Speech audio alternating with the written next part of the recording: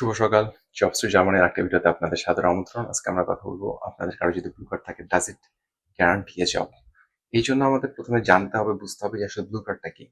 Blue কার্ডটা হচ্ছে একটা রেসিডেন্স পারমিট। যখন আপনি একজন স্কিল্ড ওয়ার্কার হিসেবে আম একজন স্কিল প্রফেশনাল হিসেবে জার্মানিতে জব পাবেন এবং জব পাওয়ার মাধ্যমে আপনি যখন এম্বাসিতে অ্যাপ্লিকেশন করবেন, তারা যখন আপনাকে একটা ভিসা দেবে সেটাকে বলা হয় ব্লু কার্ড।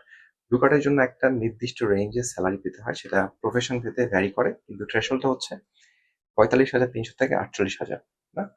এই রেঞ্জের ভিতরে হতে পারে সেই থ্রেশহোল্ডটা, কিন্তু এর উপরে যদি আপনি পান তাহলে আপনি সিকিউরড।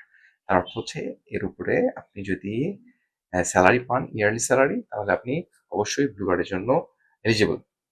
সো আপনি যখন ব্লু কার্ড পেলেন, ব্লু কার্ড নিয়ে জার্মানিতে আসলেন, আসার পরে আপনি এখানে ১৮ মাস জব করলেন ব্লু কার্ডের রেসিডেন্স পারমিটের আন্ডারে, তখন আপনি অন্যান্য ইউরোপিয়ান কান্ট্রিতেও মুভ করতে এলিজিবল হবেন এবং ২১ মাস পরে আপনার যদি বি1 সার্টিফিকেট থাকে জার্মান ল্যাঙ্গুয়েজে, তখন আপনি পিআর পার্মানেন্ট রেসিডেন্সের জন্য অ্যাপ্লিকেশন করতে পারবেন, যেটা জার্মানে জার্মান ভাষায় নিদালাসন বলে।